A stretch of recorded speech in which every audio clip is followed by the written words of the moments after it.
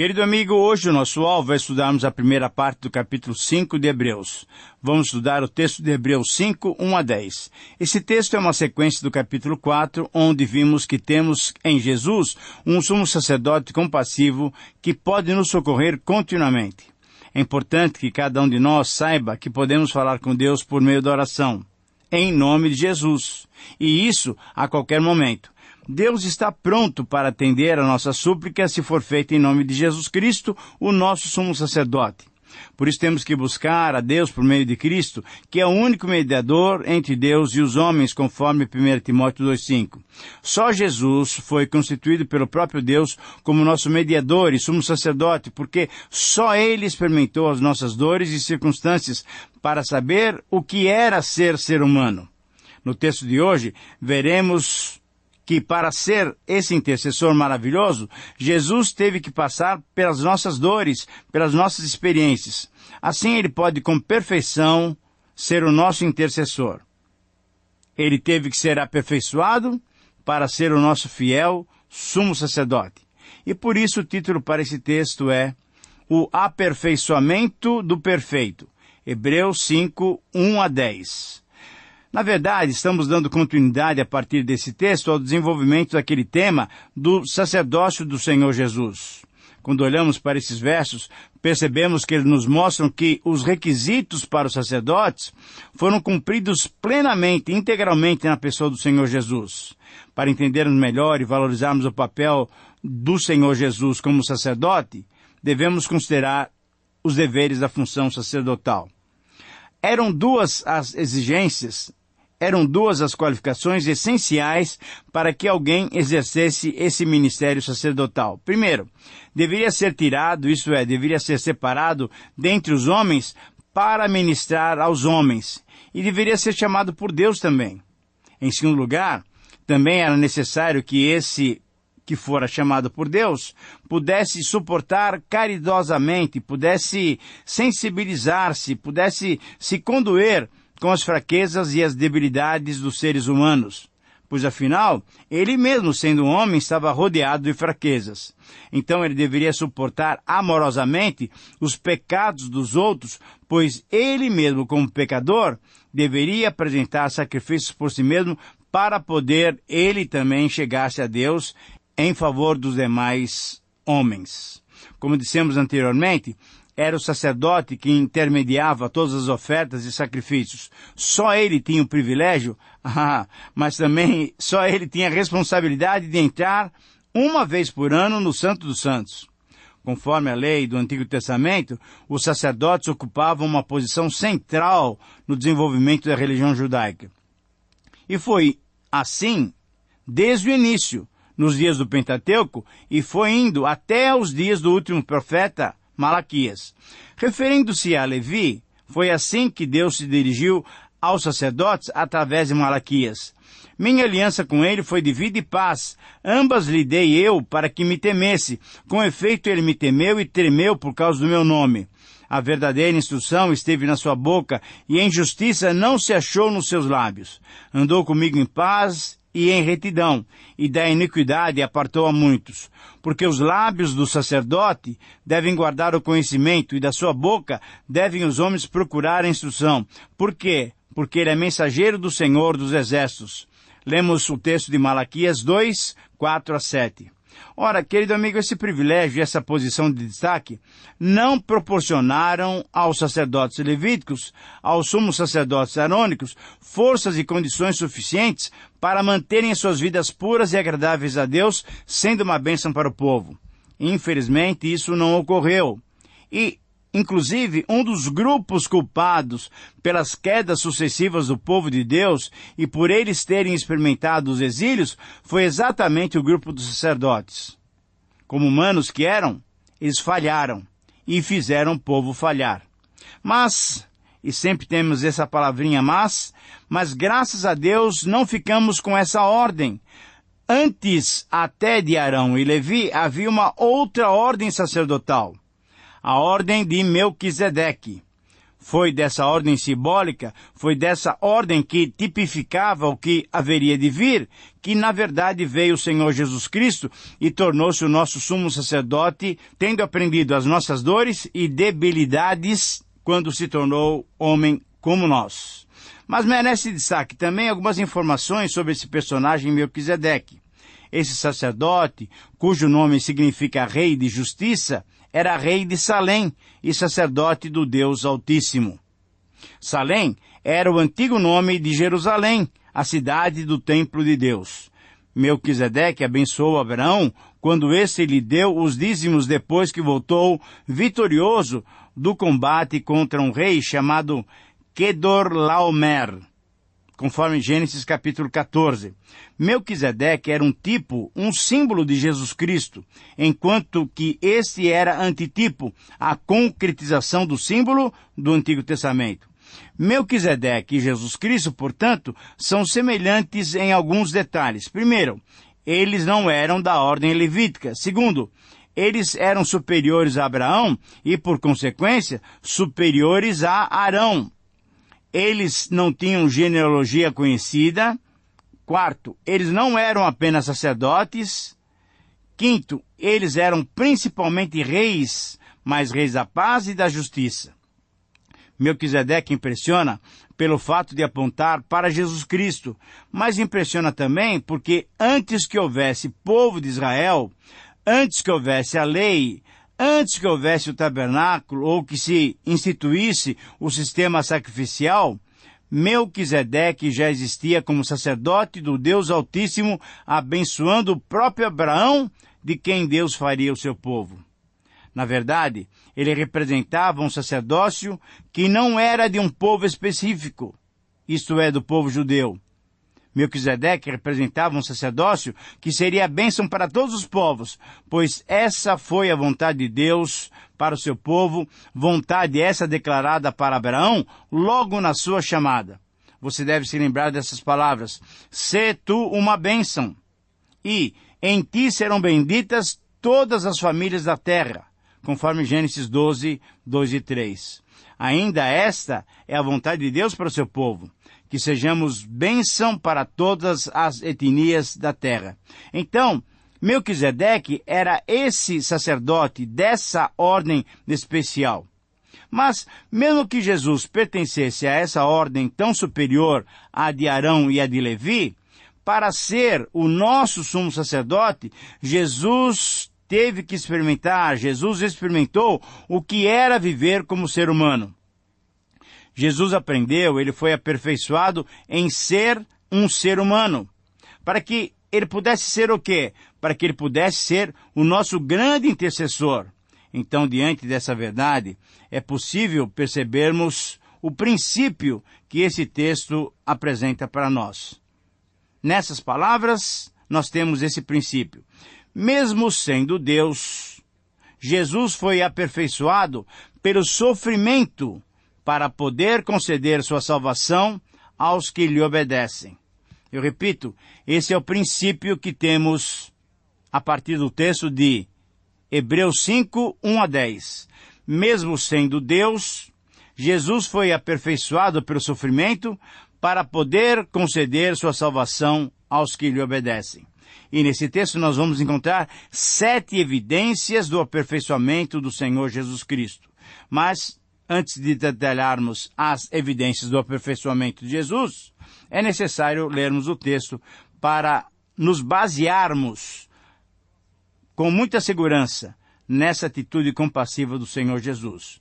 Lemos assim: "Porque todo sumo sacerdote, sendo tomado dentre os homens, é constituído nas coisas concernentes a Deus, a favor dos homens para oferecer tanto dons como sacrifícios pelo pecado. E é capaz de condoer-se dos ignorantes e dos que erram, pois também ele mesmo está rodeado de fraquezas. E por essa razão deve oferecer sacrifícios pelos pecados, tanto do povo como de si mesmo." Versículo 4. "Ninguém, pois, toma essa honra para si mesmo, senão quando chamado por Deus, como aconteceu com Arão.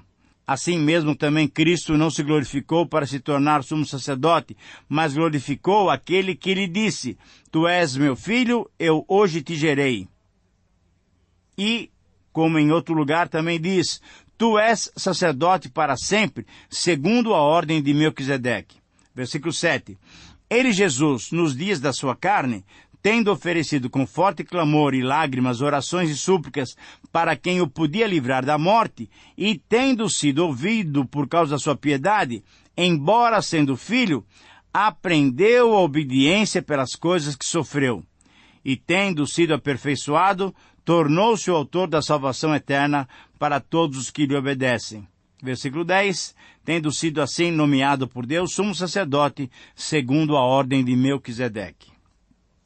Muito bem, agora depois de lermos esse texto tão significativo, nós podemos detalhá-lo e verificarmos as 7 evidências do aperfeiçoamento do Senhor Jesus Cristo. Em primeiro lugar, Jesus foi aperfeiçoado ao ser escolhido dentre os homens. Veja o versículo 1. Aqui temos a primeira exigência para um sacerdote e também temos a primeira evidência de que Jesus foi aperfeiçoado. Oferecer dons e sacrifícios a Deus em favor dos homens era o papel dos sacerdotes. O autor está mostrando a superioridade do sacerdócio de Cristo sobre o sacerdócio de Arão. Quer dizer, o sacerdócio de Cristo é superior ao sacerdócio judaico. Esse assunto toma bastante espaço nessa epístola, porque no Antigo Concerto, ou no Antigo Testamento, o serviço sacerdotal era muito importante. Mas todo o serviço sacerdotal apontava para Cristo e para a sua obra, tanto na cruz, como a que Jesus ainda está realizando hoje no céu, isso é, a sua obra de intercessão como nosso grande sumo sacerdote. Em segundo lugar, Jesus foi aperfeiçoado ao sentir compaixão dos pecadores. Veja o versículo 2. É importante lembrar que todo sacerdote judeu teria que oferecer sacrifícios em favor do seu povo, conduído pelas fraquezas do povo. Fraquezas que ele mesmo, sacerdote, conhecia por experiência própria. Nós encontramos então nesse versículo, nesse texto, de um modo geral, a ênfase de que Jesus conhece os nossos problemas. Jesus conhece os nossos sofrimentos. Por quê? Porque Ele os enfrentou quando estava aqui no mundo. De forma que a pessoa a quem dirigimos a nossa oração conhece perfeitamente a nossa situação. Por isso nós oramos em nome de Jesus.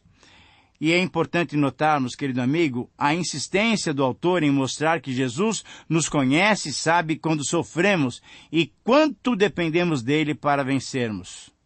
Creio que uma das coisas mais desagradáveis é procurarmos socorro e ajuda em quem não pode nos entender e nem chega a se condoer com a nossa necessidade.